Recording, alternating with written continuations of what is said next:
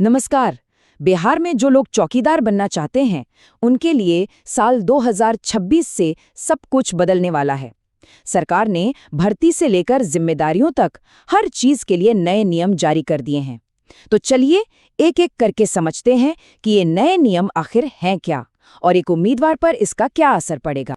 और हाँ, ये कोई सुनी सुनाई बात नहीं है। हम जो भी बात कर रहे हैं वो सीधे उस सरकारी नोटिफिकेशन पर आधारित है जो इन सारे बदलावों की जड़ है। तो आइए इसी सरकारी दस्तावेज को आसान भाषा में समझते हैं। तो हम इसे एक उम्मीदवार के सफर की तरह देखेंगे।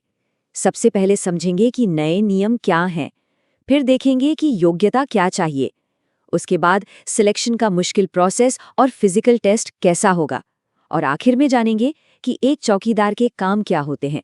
तो सबसे पहली और सबसे जरूरी बात, ये सभी नए नियम 2026 से लागू होंगे।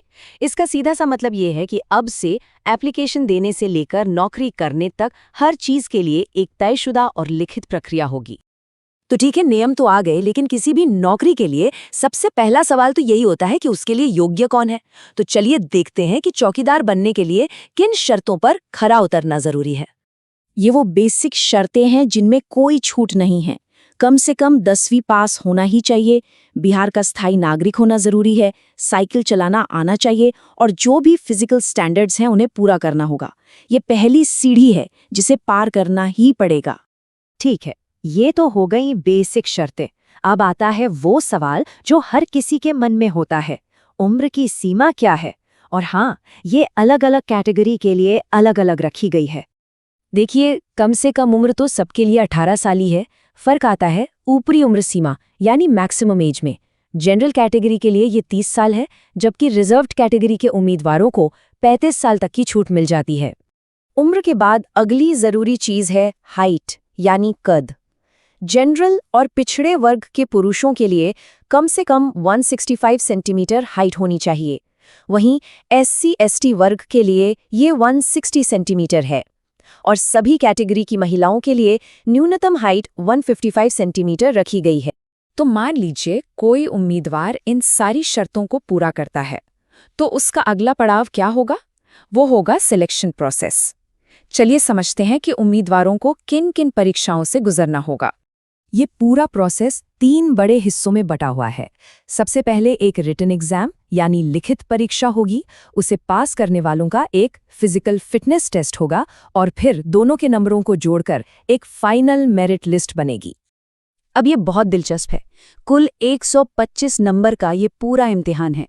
इसमें से 75 नंबर लिखित परीक्षा के हैं और 50 नंबर फिजिकल टेस्ट के, यानी दिमागी और शारीरिक दोनों ही ताकतों का कड़ा इम्तिहान होने वाला है। अगर लिखित परीक्षा की बात करें तो ये 90 मिनट का पेपर होगा जिसमें 75 नंबर के सवाल होंगे। सारे सवाल 10वीं के लेवल के होंगे और सब्जेक्ट्स होंगे जनरल नॉलेज, मैथ्स और मेंटल एबिलिटी। चलिए अब आते हैं सिलेक्शन के सबसे चैलेंजिंग और कह सकते हैं रोमांचक हिस्से पर, फिजिकल फिटनेस टेस्ट। यहाँ पर हर परफॉर्मेंस का सीधा मतलब है नंबर। पुरुषों के लिए 1.6 किलोमीटर की दौड़ है और यहाँ टाइमिंग ही सब कुछ है। अगर 5 मिनट से कम में दौड़ पूरी कर ली तो सीधे 30 नंबर मिलेंगे। जैसे जैसे टाइम बढ़ता जाएगा नंबर कम होते जाएंगे और अगर 6 मिनट से ज़्यादा लगे तो 0। वहीं महिलाओं के लिए दौड़ 1 किलोमीटर की है। नियम यहाँ भी वही है। 4 मिनट से कम में दौड़ पूरी की तो पूरे 30 नंबर, जबकि 5 मिनट से ज़्यादा का समय लेने पर कोई नंबर नहीं मिलेगा। दौड़ के बाद है हाई जंप यानी ऊंची कूद, जिसके लिए 10 नंबर तय हैं। पुरुषों को पूरे 10 नंबर के लिए 5 फीट कूदना होगा और महिलाओं को 4 फीट। इससे कम कूदने पर नंबर भी कम मिलेंगे। और फिजिकल टेस्ट का आखिरी इवेंट है शॉट पुट यानी गोला फेंक।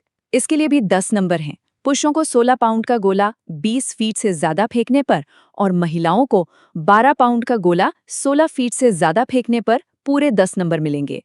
तो ठीक है, सिलेक्शन प्रोसेस पूरा हो गया और नौकरी मिल गई।